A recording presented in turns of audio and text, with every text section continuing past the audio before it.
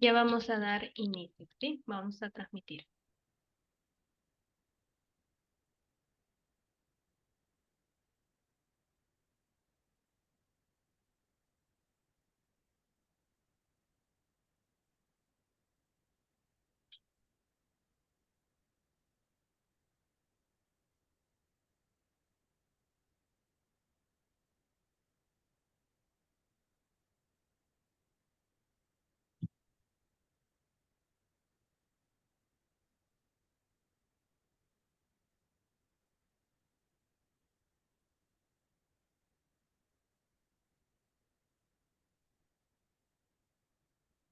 Buenas noches, en nombre de la Academia Peruana de la Lengua les damos la más cordial bienvenida a la Semana de Lingüística, Lenguas y Educación en el Perú, una relación desafiante.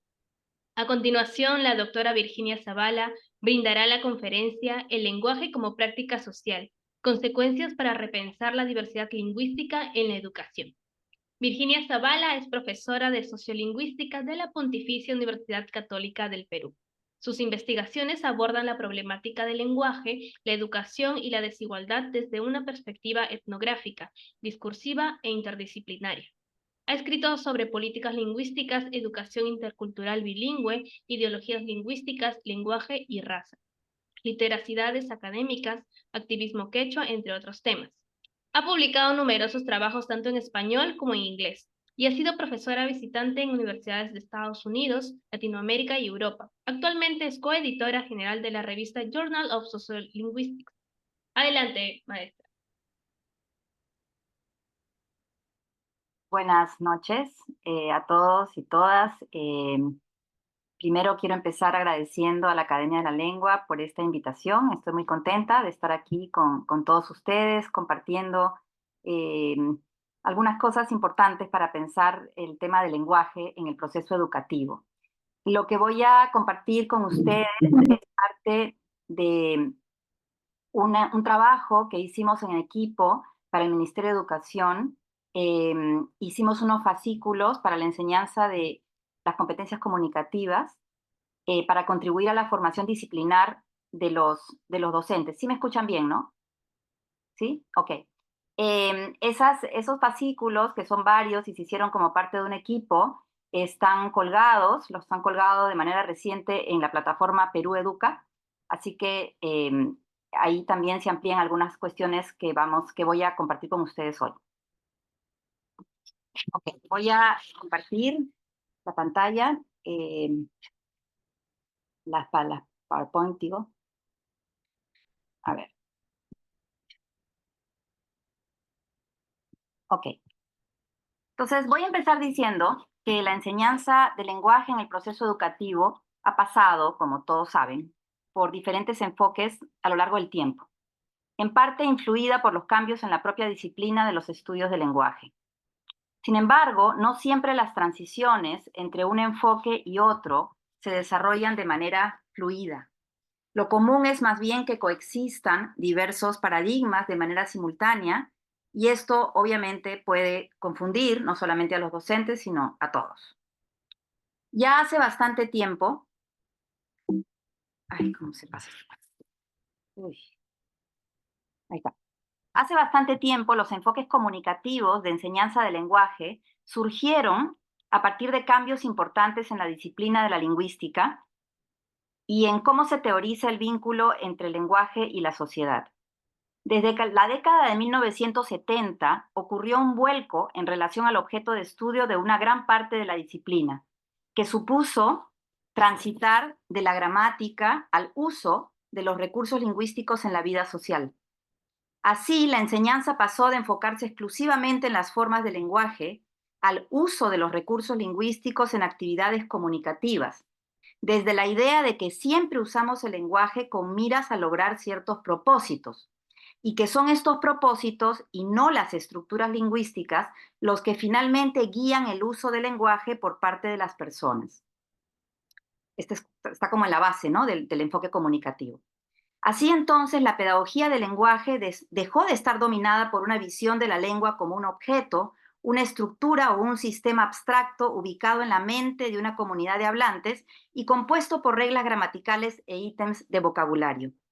Las lingüísticas del uso, como las denomina Carlos Lomas, como la pragmática, el análisis del discurso, la etnografía de la comunicación, entre otras, contribuyeron en este vuelco hacia la dimensión social, aunque el lenguaje como objeto sigue dominando en muchos espacios. El lenguaje como objeto puede seguir atrincherado en nuestras prácticas a pesar de que discursivamente señalemos que hemos pasado a otro paradigma. Ahora bien, muchos de estos enfoques que abordan el uso o la comunicación difieren en la forma en que conciben e incorporan la dimensión social del lenguaje. De hecho, de manera más reciente, se ha comenzado a hablar de la práctica social y no tanto del uso, sin asumir seriamente qué implica este nuevo cambio. Así entonces ha habido un tránsito, podemos decirlo, de la gramática, yo no sé si decirlo la gramática, pero de los aspectos formales del lenguaje, ¿sí? Al uso de los recursos lingüísticos y luego del uso a la práctica, ¿sí? Con esta inserción de la noción de práctica social. Aunque este último enfoque es más reciente y creo yo no se logra entender muy bien. Por ejemplo, desde hace un tiempo, en los documentos del Ministerio de Educación se hace referencia al enfoque comunicativo desde las prácticas sociales del lenguaje, pero aún se siguen usando categorías, no en los documentos, pero sí, digamos, todos tenemos estas categorías que a veces quedan con nosotros, ¿no? Seguimos usando categorías que no se alinean con esta perspectiva de las prácticas sociales del lenguaje. Pienso, por ejemplo, en la noción de nivel de lengua y de las categorías de lengua estándar, subestándar y superestándar con las que algunos de los docentes están familiarizados. En esta charla quisiera argumentar que asumir el lenguaje como parte de las prácticas sociales supone una serie de consecuencias importantes para pensar la problemática del lenguaje en la educación y trabajar a favor de la diversidad lingüística. Sin embargo, poner en primer plano las prácticas sociales del lenguaje busca ir más allá del uso instrumental del mismo. Lo que quiero proponer es que no se trata solamente, y lo voy a poner de esta manera, no se trata solamente de formar sujetos que saben adecuar o adaptar su lenguaje a contextos comunicativos, como lo puede postular un enfoque comunicativo más tradicional. Y fíjense en las partes en rojo que me parecen palabras muy importantes, ¿ya? Sino se trata de formar sujetos que participan, la palabra participan es muy importante, que participan en el mundo como actores comunicativos, la palabra actor revela de alguna manera la agencia, ¿no es cierto? Como actores comunicativos y contribuyen a una sociedad intercultural y democrática. Entonces, esto de aquí no lo voy a discutir ahorita mucho, pero a lo largo de la charla va a quedar más claro. En esta oportunidad, quiero empezar, y de esto se va a componer la charla, discutiendo qué aporta la noción de práctica en relación al uso. Y luego plantear dos consecuencias importantes de esto para la enseñanza del lenguaje en el proceso educativo. Lo primero es pensar la diversidad, voy a tratar de convencerlos, que hay que pensar la diversidad lingüística en términos de repertorios y registros, y no solo de lenguas y de variedades, que son los términos que más conocemos, ¿no? Y que más usamos. Y luego, voy a convencerlos también, espero, de la necesidad de incorporar las ideologías lingüísticas como un eje central en la formación de los estudiantes. Voy a comenzar con lo primero, que tiene que ver con qué aporta la noción de práctica. Cuando nos comunicamos, no solamente usamos el lenguaje en el marco de una situación comunicativa particular, sino como parte de prácticas sociales que organizan la vida en sociedad y que están cargadas de significados construidos históricamente. Pensar el lenguaje como uso o actividad comunicativa no es lo mismo que pensarlo como práctica, pues la práctica introduce más dimensiones al acto comunicativo. Aquí quiero plantear dos puntos. El primer punto es que las prácticas sociales son las acciones que desarrollamos en la vida social en diversos ámbitos y que siempre involucran creencias y valoraciones o ideologías. Estoy usando el término ideología en término muy laxo, general, como valoraciones, creencias, ¿sí? Pues están en interrelación con las condiciones sociohistóricas que las producen. No hay forma de pensar en las prácticas sociales como neutrales. pues están cargadas de significados que legitiman nuestras acciones en contextos específicos. Cuando hacemos cosas en el mundo, como por ejemplo leer una novela, salir a correr o hacer un pago a la tierra, hay ideas que influyen sobre nuestras acciones. En ese sentido, podríamos decir que las prácticas son acciones con una historia que las ha cargado de significados particulares. El lenguaje, como un dispositivo central de las prácticas sociales, no puede ser visto como un conducto transparente que refleja la realidad. Cada vez que usamos recursos lingüísticos en el marco de las prácticas sociales, nuestras acciones y el lenguaje que usamos como parte de ellas no solo reflejan una serie de ideas, creencias, ideologías, como quieran ustedes llamarlo, ya constituidas en la sociedad, sino que impactan sobre ellas, pueden contribuir a reforzar o reconfigurar estas ideas o creencias. En ese sentido, podemos señalar que todas nuestras acciones con el lenguaje tienen consecuencias para la vida social, porque refuerzan o reconfiguran ideas o creencias que a su vez guían lo que hacemos en sociedad. Estos sentidos se almacenan como recursos cognitivos a nivel individual, pero simultáneamente son sociales, porque son compartidos. Entonces, la noción de práctica no solo alude a algo que se hace de forma repetida en el sentido de practicar. Tampoco se restringe a una acción individual que emerge de nuestras mentes y experiencias propias.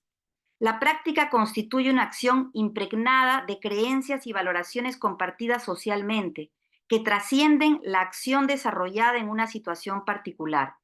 Esto, creo yo, es algo que el enfoque comunicativo tradicional no contempla de manera suficiente. Pensemos, por ejemplo, en la práctica escolar de hacer copiar de la pizarra o de los libros de texto y de solicitar escritos como productos acabados que no han pasado por un proceso de escritura previa.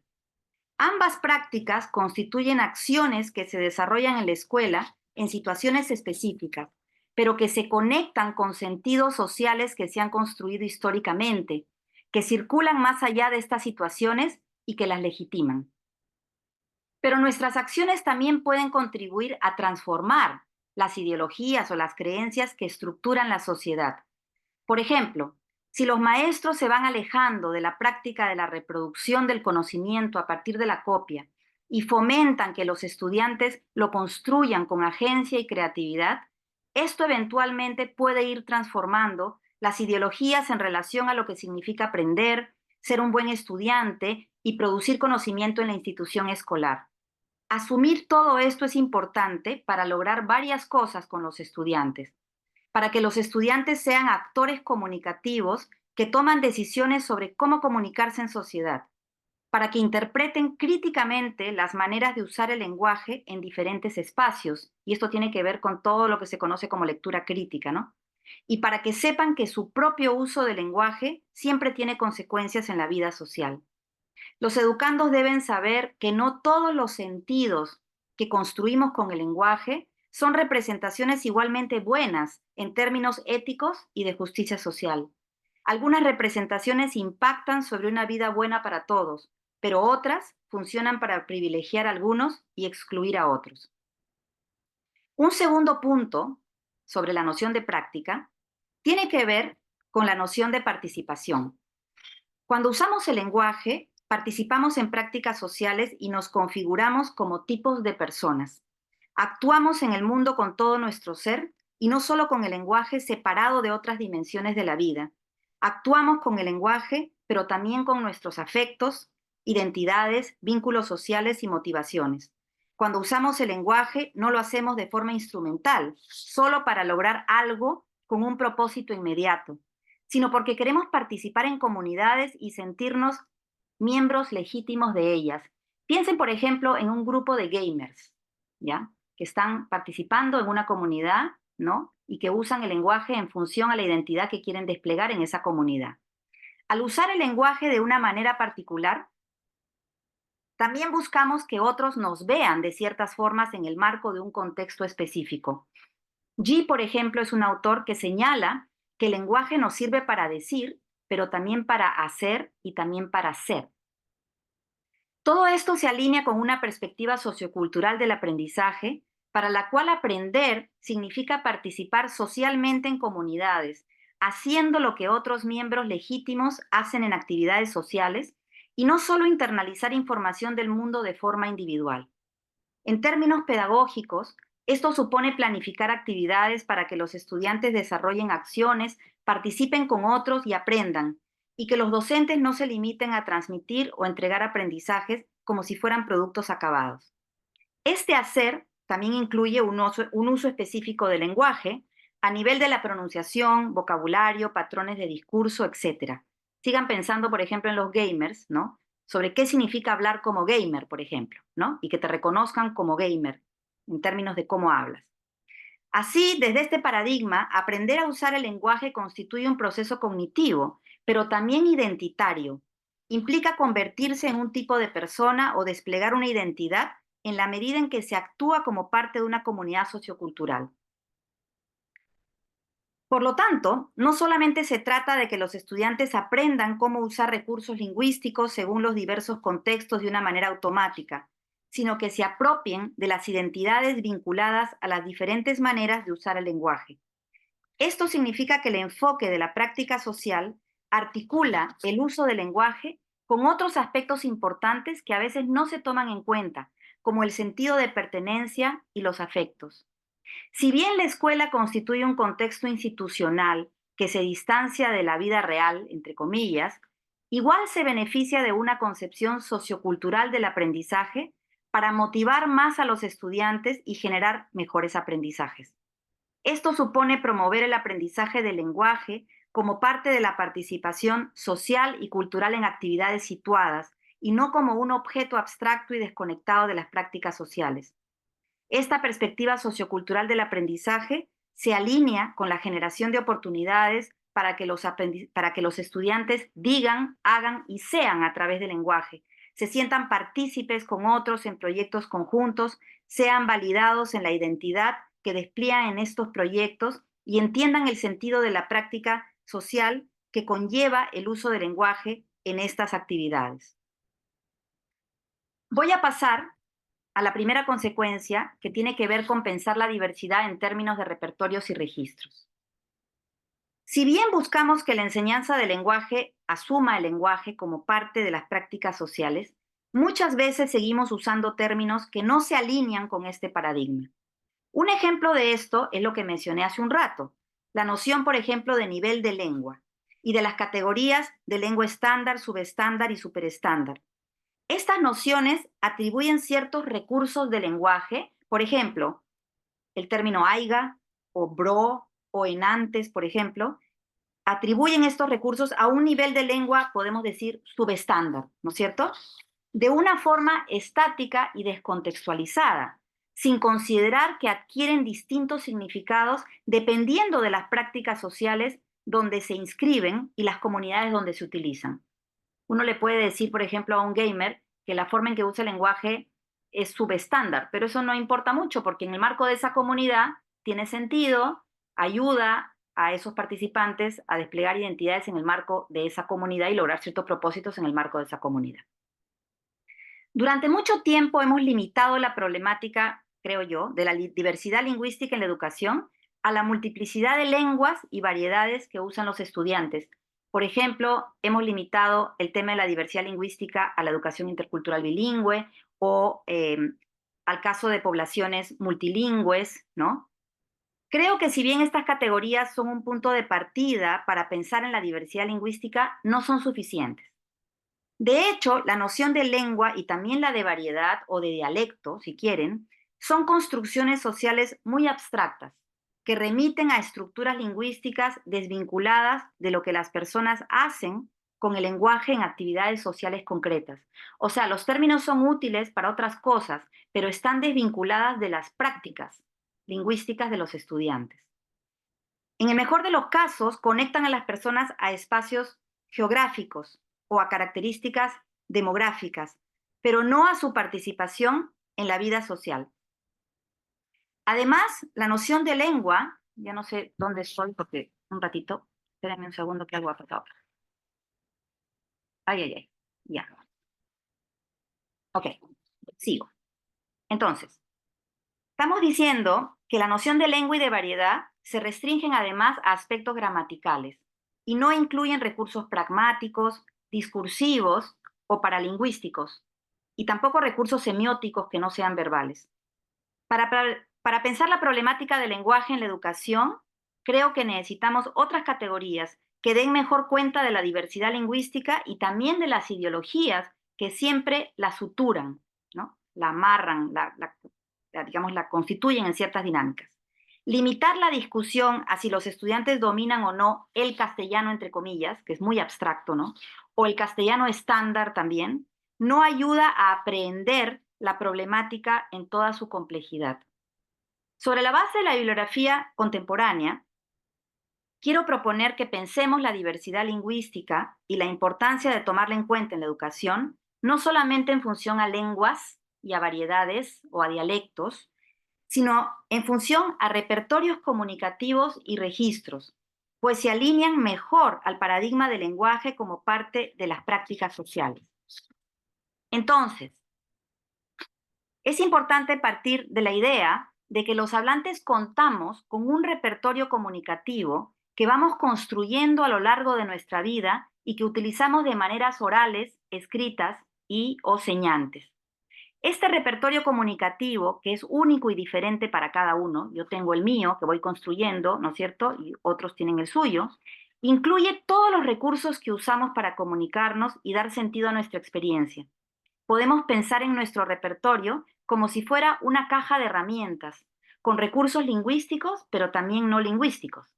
Los recursos lingüísticos pueden ser de distinto tipo. Por ejemplo, puede incluir vocabulario, formas gramaticales, rasgos de pronunciación y entonación, patrones discursivos, fórmulas de tratamiento, ¿no es cierto? Como decir, por ejemplo, licenciado o seño, por ejemplo, ¿no?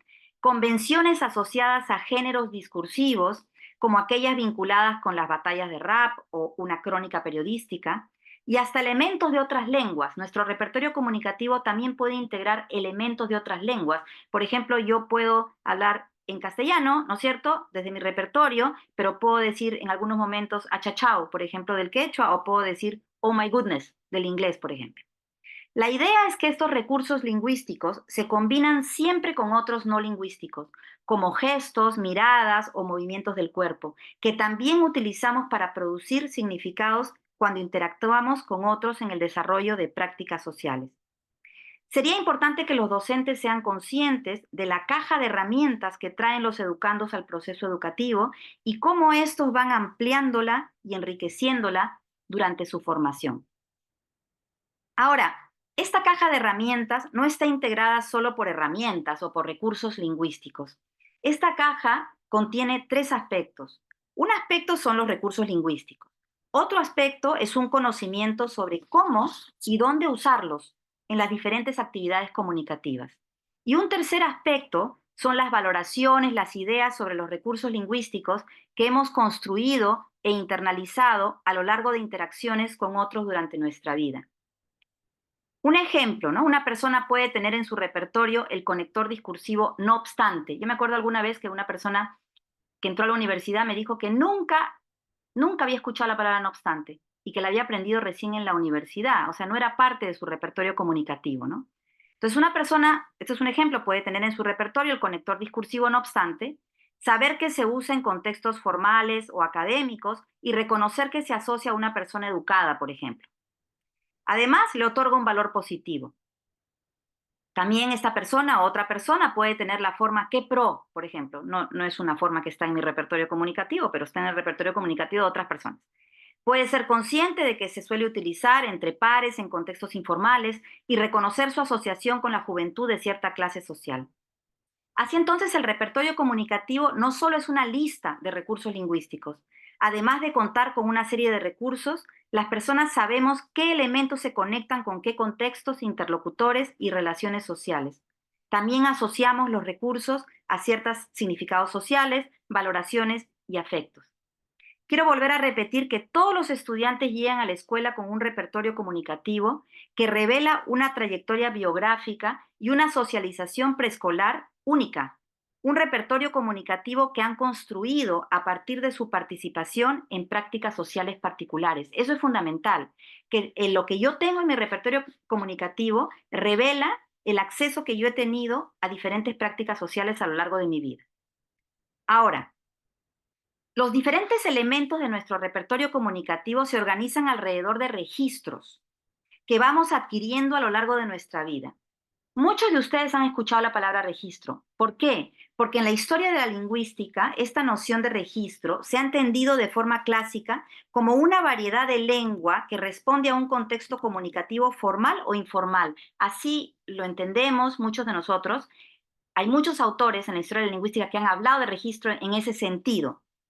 Ahora, en la bibliografía reciente se ha ampliado esta noción y se ha definido como un modelo cultural de habla, es decir, una manera de usar el lenguaje que se vincula con un tipo de persona o una identidad y la actividad donde ésta se suele involucrar. Así, por ejemplo, podemos hablar o escribir como académico, como médico, como gamer, como político, como abogado, como youtuber, como rapero, entre otras identidades, ¿no? Acá, por ejemplo, hay un ejemplo de Mafalda, a mí me gusta mucho Mafalda, supongo que ustedes también, ¿no? Y ella dice, ¿no? Ya no logro leerlo de arriba, ¿no? No logro leer, pero dice, no me acuerdo. Bueno, léanlo, ¿no? Acá ven cómo Mafalda está asociando ciertas maneras de usar el lenguaje con un adulto, ¿no? Entonces, cómo el lenguaje no es solamente las formas lingüísticas, sino que a partir del uso, a partir de la manera en que usamos los recursos lingüísticos en los diferentes contextos, estos recursos se van asociando a diferentes identidades, ¿no? O acá, por ejemplo, ¿no? Dice que mi mamá está cansada de fregar todo el día en la casa, ¿no? Y entonces dice, perdón, Miguelito, no dirá todo el santo día, ¿no? Sí, es verdad, dice todo el santo día. ¿Cómo sabes? Bueno, tengo ciertos conocimientos sobre el folclore materno, ¿no? Entonces, esta asociación entre maneras de usar el lenguaje y el adulto o y la madre, por ejemplo, ¿no? Eso es un ejemplo simplemente para que ilustre algo, ¿no? Pero obviamente todos estos registros siempre están en construcción, ¿no? No son como productos cerrados, ¿no? Entonces, el aprendizaje de los distintos registros nunca ocurre en el aire, sino en el marco de nuestra participación en diversas prácticas sociales.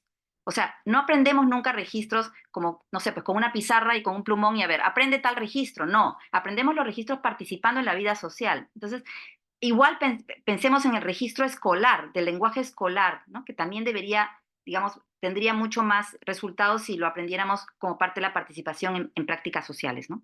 Entonces, el registro escolar, vinculado con la educación formal, porque la escuela promueve un registro escolar, se adquiere solo si se participa de forma significativa en prácticas sociales.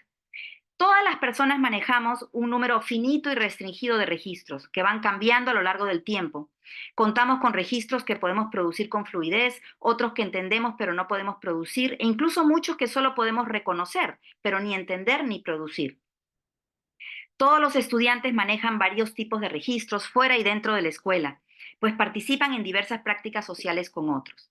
La idea es que la escuela enseñe registros nuevos, específicamente el registro escolar, pero siempre en el marco de lo que los estudiantes ya conocen y manejan. Ahora, como les digo, la perspectiva del lenguaje como parte de la práctica social reconoce que la institución educativa enseña una manera de usar el lenguaje, que se ha denominado el lenguaje escolar. En la bibliografía también se han usado otros términos semejantes, como lenguaje académico, lenguaje disciplinar o lenguaje de la escuela.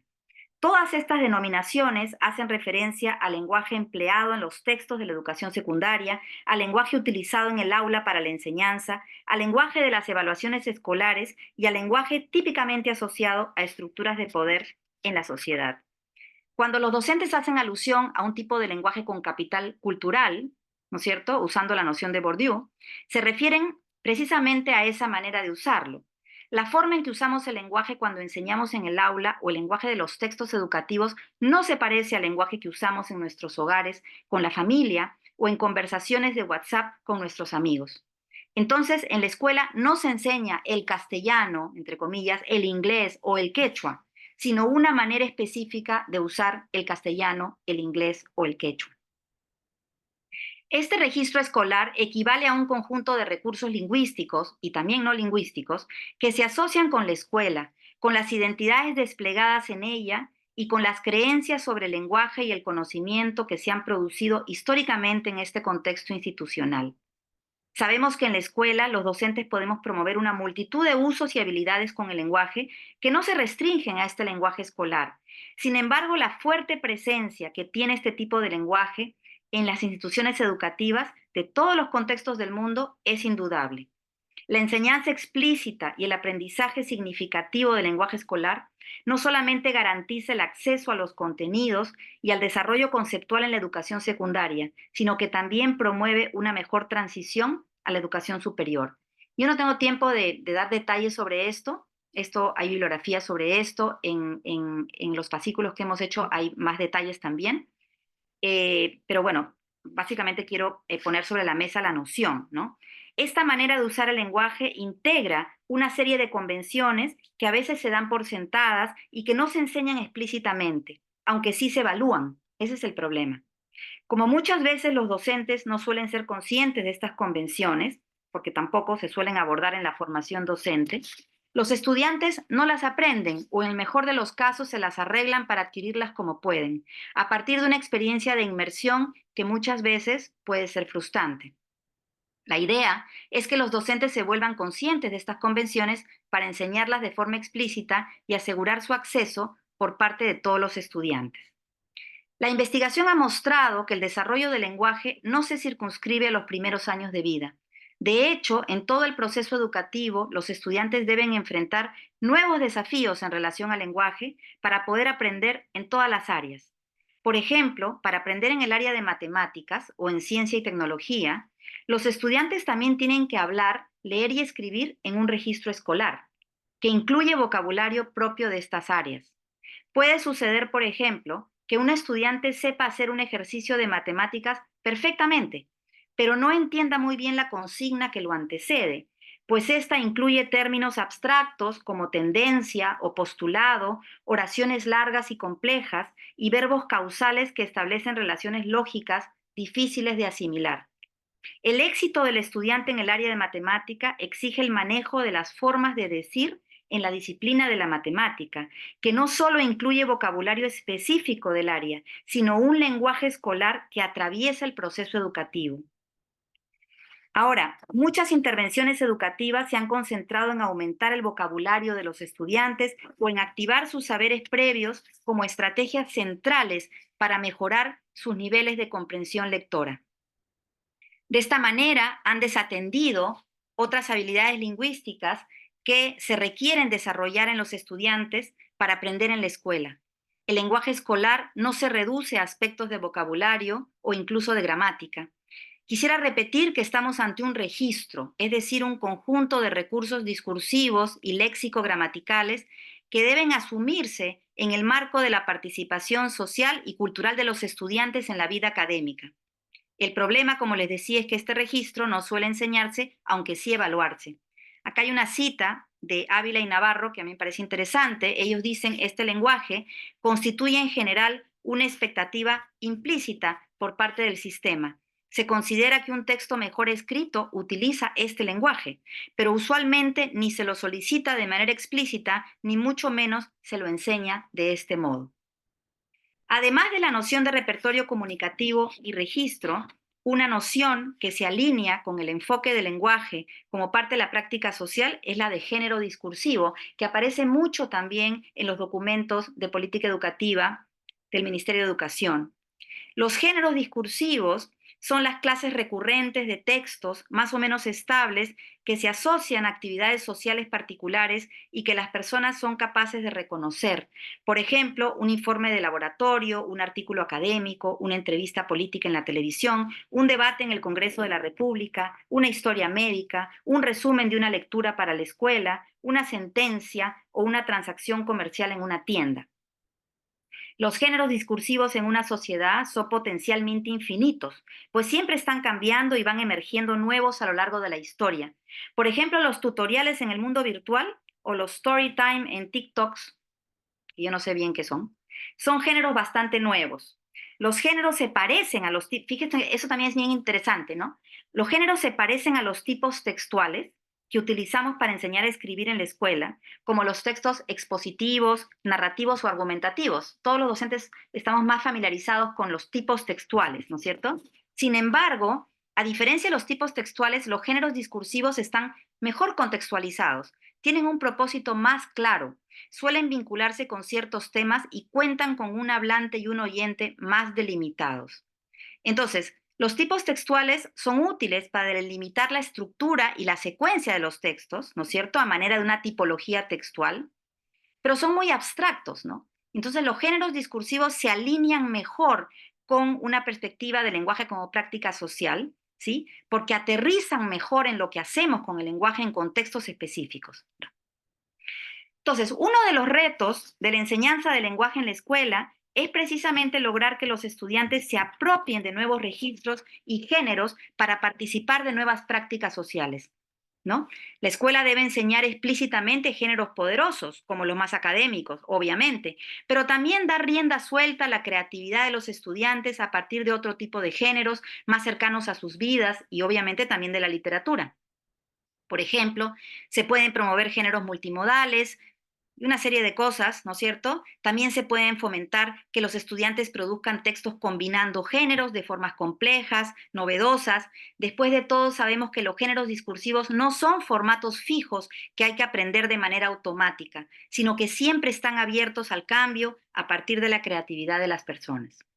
Quiero pasar a la segunda consecuencia, bueno, acá ya me lo pasé, que tiene que ver con incorporar las ideologías lingüísticas en el proceso educativo y en el área de la comunicación, de la enseñanza de la comunicación. El lenguaje no constituye un conjunto de recursos socialmente neutrales, que solo sirven para transmitir información desde significados referenciales. Los recursos lingüísticos también se van cargando de significados sociales en la medida en que los usamos en contextos específicos. Ya vimos lo de Mafalda, ¿no es cierto? Los recursos lingüísticos se van cargando de significados sociales en la medida en que los usamos en contextos específicos. Van vinculándose a relaciones sociales, valoraciones e identidades. De hecho, estos significados sociales son parte de nuestro repertorio comunicativo también. ¿Se acuerdan que hablábamos de los tres aspectos? Y también inciden sobre la conformación de registros, como maneras de hablar que se articulan a identidades particulares. Ahora bien, estos significados sociales que van asociándose a los recursos lingüísticos a lo largo del tiempo son la base de las ideologías lingüísticas, una noción fundamental que debería ser parte de la pedagogía del lenguaje.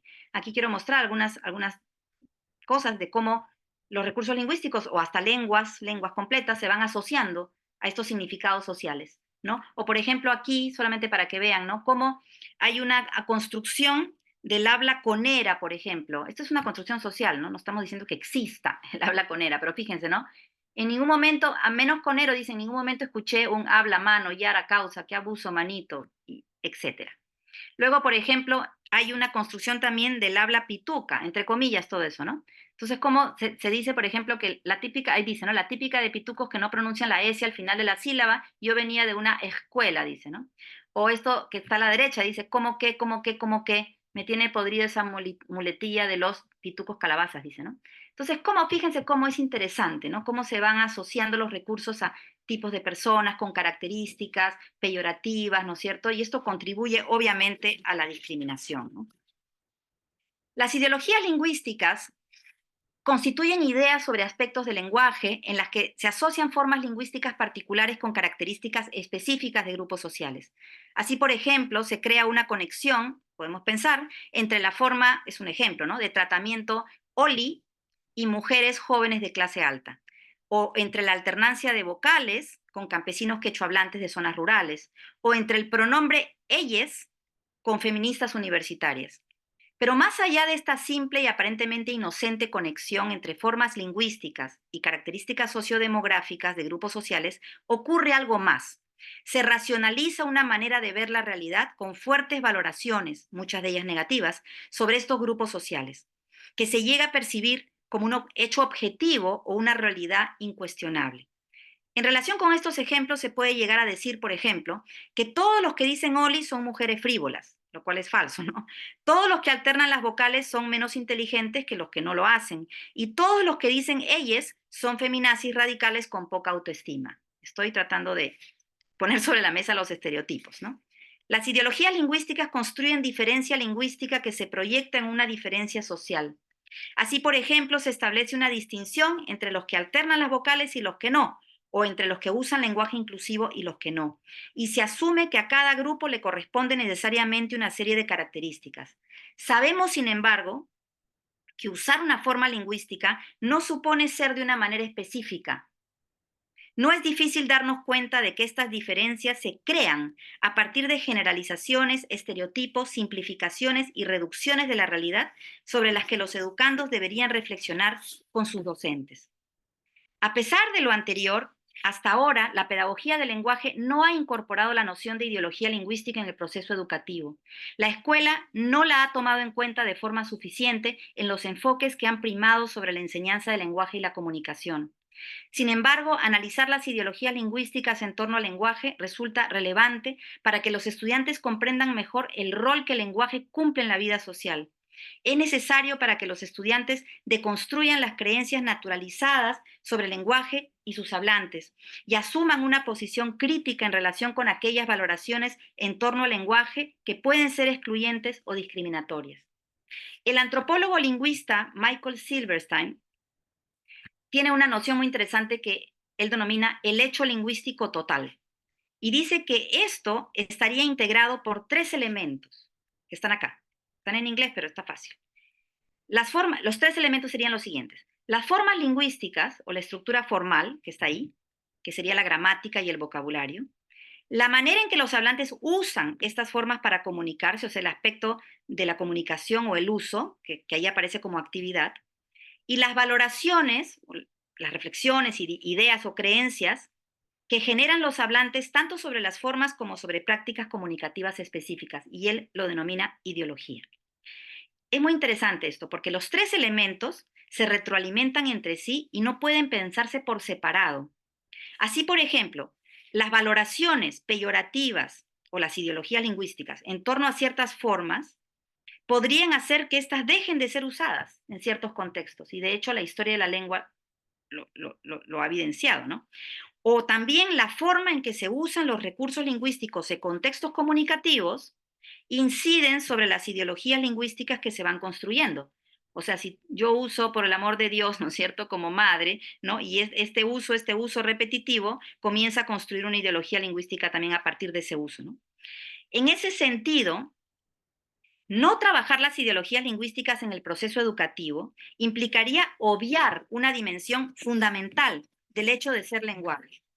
Vamos a decir que el lenguaje es indexical, o sea, apunta a algo social, ¿sí? O contextual, sin funcionar en una forma referencial, por lo que las palabras transportan un poder que va más allá de la descripción e identificación de gente, objetos, propiedades y eventos. Las personas asignan valoraciones a sus formas de usar el lenguaje y a las de los demás, y actúan en función a ellas. Visibilizar esta producción de significados sociales da cuenta de la interacción que existe entre poder y significado, o entre dinámicas sociales y significado. El enfoque comunicativo más tradicional ha privilegiado los dos primeros elementos del hecho lingüístico de Silverstein, es decir, el trabajo con la gramática y con las prácticas comunicativas, o sea, con la forma y con las prácticas comunicativas. Sin embargo, casi no ha prestado atención a este tercer elemento, aquel de las ideologías lingüísticas. Si bien estas valoraciones son algo que no podemos evitar, porque son una parte sustancial del lenguaje, sí podemos generar conciencia en torno a ellas para que los estudiantes intervengan y contribuyan a transformar ideologías lingüísticas que se usan para discriminar o para dañar a las personas. El estudio de las ideologías lingüísticas en la escuela resulta necesario porque estas no solo constituyen valoraciones abstractas sobre las formas lingüísticas, sino que también influyen sobre las prácticas y las decisiones que las personas asumen en la vida cotidiana en el marco de la interacción con las demás. Así, por ejemplo, si los maestros y estudiantes en la escuela se apropian de la idea de que los compañeros que hablan con transferencias lingüísticas del quechua en el español no son suficientemente competentes en términos intelectuales, podrán desarrollar una serie de acciones que terminan perjudicando a estos educandos. Vuelvo a repetir que las ideologías lingüísticas están en la base de la discriminación lingüística o del trato diferenciado que se desarrolla hacia muchas personas por las formas en que supuestamente hablan. Digo supuestamente, o escriben, ¿no? Digo supuestamente porque a veces se inventan estas formas de hablar. Por ejemplo, aquí tenemos a una imitación de cómo habla este ex congresista, ¿no? Ex candidato para presidente de la República, y se le hace hablar como motoso y él no habla así en realidad, ¿no? Entonces hay todo un asunto también de invención interesante, ¿no? Voy a pasar a las reflexiones finales. Ya no, ya no voy a compartir porque ya no tengo ninguna diapositiva, pero quiero decir lo siguiente brevemente para terminar. Una perspectiva del lenguaje de las prácticas sociales pone sobre la mesa una serie de discusiones que no se visibilizaban en un enfoque comunicativo tradicional. Por un lado, hemos mencionado el vínculo entre el uso del lenguaje en actividades comunicativas y la construcción de la vida social. El hecho de que el uso del lenguaje refleja, pero también produce representaciones de la realidad, que nunca son neutrales, sino que están atravesadas por luchas de poder. Y el rol que deberían asumir los estudiantes para producir representaciones con el lenguaje que favorezcan la justicia y la igualdad. El uso de los recursos lingüísticos nunca es inocente o solo cumple una función comunicativa, sino que tiene consecuencias en la producción y transformación de la vida social. Por otro lado, también hemos señalado la importancia de conceptualizar la diversidad lingüística en términos de repertorios y registros. Todos los estudiantes cuentan con un repertorio comunicativo que van construyendo a lo largo de su vida y con diversos registros que van aprendiendo en función a las prácticas sociales a las que van teniendo acceso. Y este tema de proveer acceso es fundamental. Desde esta perspectiva, los registros que traen de sus espacios de socialización y que se alejan del registro escolar no son inferiores ni subestándares. Muchos son muy sofisticados, pero no se les otorga valor en la escuela. Entender que el aprendizaje del lenguaje y de los registros y los géneros también se da como parte de la participación de las personas en comunidades socioculturales es importante para no sancionar las maneras en que los niños, niñas y jóvenes usan el lenguaje fuera de la escuela y para no seguir pensando que el lenguaje de la escuela es la norma desde la cual deberíamos evaluar otros usos. Las diferentes maneras de usar el lenguaje siempre tienen sentido para las personas al interior de las comunidades en las que se desarrollan. Piensen en los gamers, más allá de si corresponden o no con lo que a la escuela le parece correcto, entre comillas. Hemos señalado que las maneras de usar el lenguaje siempre son parte de lo que sentimos que somos, de nuestros afectos, de nuestros sentidos de pertenencia en el mundo y de nuestros vínculos y afiliaciones. Juzgar una forma lingüística como buena o mala en abstracto y al margen del sentido que adquiere en diferentes contextos es muy simplificador y no se alinea para nada con un paradigma de lenguaje como práctica social. Y aquí termino. Ambos de los aspectos mencionados confluyen en la importancia de incorporar una perspectiva ideológica en la enseñanza del lenguaje. Ideológica en términos grandes, ¿no es cierto? En términos de valoraciones, creencias, representaciones. El lenguaje no solo está conectado con la producción de ideologías en general sobre diferentes aspectos de la vida social, sino con ideologías lingüísticas en el sentido de valoraciones que se asocian a aspectos del lenguaje de manera específica. En lugar de solo formar a los estudiantes para que se adecúen a situaciones comunicativas con el tipo de lenguaje que naturalmente corresponde, y acá estoy yendo al primer cuadrito que les mostré, habría que apostar porque participen en el mundo como ciudadanos críticos que manejan una amplia gama de registros y son conscientes del plano ideológico del lenguaje. Usar el término prácticas sociales del lenguaje sin considerar todo lo que acabo de discutir no hace justicia al paradigma y se limita a cambios terminológicos que no inciden en transformaciones sustanciales a nivel de nuestras prácticas. Muchas gracias. Agradecemos a la doctora Virginia Zavala por su exposición y quería comentarle, estimada doctora, que tenemos algunas consultas, ¿sí? Entonces, le comento, Ana Lucía Carabajo y Vania Llerena comentan, entonces, ¿hay que desgramaticalizar el lenguaje? Es una muy buena pregunta. No lo creo, yo creo que la enseñanza de la gramática, espero que no haya sido ese el mensaje, la enseñanza de la gramática tiene que seguir cumpliendo una función importante, ¿no? Que tiene que ver con el fomento de la conciencia gramatical, de la conciencia metalingüística, ¿no? Que es algo que la escuela ha hecho históricamente y que creo que tiene que seguir haciendo, ¿no? Pero yo creo que eso, que tiene que ver con generar conciencia metalingüística, tiene que insertarse, ¿no? También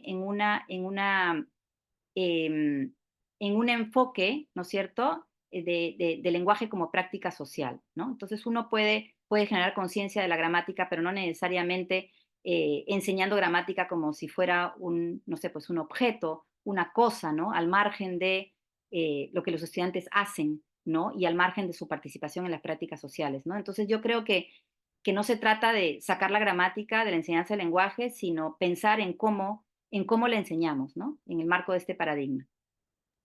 Perfecto, muchas gracias.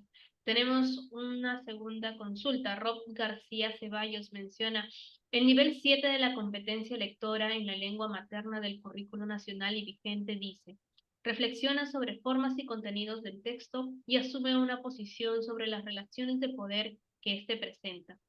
Evalúa el uso del lenguaje, la validez de la información, el estilo del texto, la intención de estrategias discursivas y recursos textuales. ¿Esto no tiene alguna relación con las ideologías lingüísticas? Totalmente, ¿no? Totalmente. O sea, yo veo que ahí, en ese nivel 7, ¿no? De la competencia, ¿no? De lectura, de escritura, yo creo que ahí dice una cosa importante, que no necesariamente tiene que ver con la pregunta que me acaban de hacer, pero dice una cosa importante, que tenemos que generar conciencia, no solamente sobre la gramática, sino también conciencia sobre las prácticas discursivas, por ejemplo, sobre las convenciones, ¿no? Escolares de lectura y escritura, ¿no? Entonces, la conciencia no solamente sobre aspectos gramaticales, sino sobre aspectos que van más allá de la gramática, que tiene que ver con discurso, por ejemplo. Entonces, es un primer punto. Ahora, por supuesto, lo que está diciendo ahí es que es importante que los estudiantes sean conscientes de cómo, ¿no? Los textos producen representaciones de la realidad particulares y nunca son reflejos neutrales de realidades preconstituidas, ¿no? Entonces, eso implica generar una lectura crítica, ¿no? De los textos, darnos cuenta que siempre los textos están producidos desde puntos de vista particulares, desde intereses particulares, eh, cuando ahí hace relación a la lectura de las relaciones de poder, porque usa el término poder ahí, ¿no? Tiene que ver con eso, ¿no? Con formar a los estudiantes para que lean críticamente los textos. Y leer críticamente significa tomar distancia y darnos cuenta que siempre son producidos desde puntos de vista particulares, ¿no? Y entonces preguntarnos quiénes han producido este texto, ¿no es cierto? Desde qué posicionamiento, ¿no? ¿Qué intereses pueden estar en juego, ¿no? Eh, eh, no sé, qué cosas pueden haber intentado generar en los lectores, por ejemplo, etcétera, ¿no? Entonces, sí, mi respuesta es sí, completamente. Ok, y una última pregunta. Karina Francia dice, ¿cómo trabajar la reflexión de la a partir del repertorio lingüístico con el que vienen los estudiantes de colegios estatales, sabiendo que es una población numerosa y diversa? ¿Cómo generar reflexión sobre qué? A partir del repertorio lingüístico con el que vienen los estudiantes de colegios estatales. Bueno, ¿Cómo yo creo trabajar la que reflexión? Ujú. cómo generar la reflexión. Bueno, dijimos que los repertorios se conforman en registros también, ¿no? Pero al margen de eso, una cosa importante que he querido transmitir, ¿no? Es que nuestro propio repertorio, que siempre es único, ¿no? Cada uno tiene un único repertorio, revela nuestra vida, ¿no? Revela nuestra vida y revela los vínculos que hemos tenido con otros en el marco de nuestra participación en prácticas sociales diversas, ¿no? Entonces, no hay formas malas o buenas en nuestro repertorio, ¿no? Entonces yo creo que ser, como decía, ¿no? Conocer, ¿no? Esta caja de herramientas con la que vienen los estudiantes, eh, a- mm, transmitirles, ¿no? Que esta caja de herramientas es valiosa, las herramientas que están ahí son valiosas, ¿no? Pero que van a tratar de ampliar esta caja de herramientas, ¿no? Van a tratar de enriquecer esta caja de herramientas con otros elementos, con otros recursos, ¿no? Van a aprender otros registros, ¿no? Que les va a permitir participar en otro tipo de prácticas sociales también, ¿no? Entonces, mientras más, con más recursos cuenten, ¿no? Van a poder participar en mayor cantidad de prácticas sociales, ¿no? Entonces, ese es un poco el objetivo, ¿no? Entonces, yo creo que se puede generar reflexiones sobre recursos que ellos traen, sobre recursos nuevos que tienen que aprender, sobre cómo se asocian a contextos, sobre cómo están cargados de valoraciones que a veces también sirven para discriminar a otros y entre otras cosas, ¿no? Perfecto. Y ahora sí, por favor, la pregunta final de Luis Andrade dice, ¿puede dar ejemplos de algunas posibles formas de evaluación escolar dentro de este paradigma? Em, Bueno, yo creo que, a ver, formas de evaluación escolar, ¿no? Yo creo que siempre la evaluación pues tiene que ser una evaluación continua, tiene que ser una evaluación diversa, todos los docentes saben eso, ¿no? No siempre escrita, también oral, todo lo que saben los docentes, ¿no? Yo creo que, por ejemplo, no sé, se puede, yo decía, ¿no? Lo de generar, por ejemplo, combinaciones entre géneros, ¿no es cierto? Uno puede hacer una exposición, no sé, pues con PowerPoint, ¿no? Con un lenguaje más escolar, pero puede a su vez combinar otro tipo de cosas ahí, de otros géneros, ¿no? Por ejemplo, no sé, pues si el estudiante trae, ¿no? Trae, por ejemplo, un repertorio que incluye un registro de cómo ser locutor deportivo o incluye un registro que tiene que ver con producir, participar en batallas de rap. Todas esas cosas pueden ingresar a la escuela, ¿no? No tienen que estar fuera, o sea, no solamente se les tiene que valorar, pero decirles, pues, manténgalo fuera, ¿no? Sino puede ingresar y esos también son recursos valiosos, ¿no? Que también pueden ser evaluados y pueden ser evaluados en combinación con las nuevas cosas que debemos enseñar a la escuela, ¿no? Entonces, no sé, creo que no, los docentes saben responder mucho más eso y daría para más, una conversación más amplia, ¿no? Pero gracias Luis por tu pregunta. Gracias nuevamente, doctora, por la exposición y muy amable también por las respuestas. ¿Sí? Bueno, muchas también a Gracias a todos los todos por tu participantes. participación.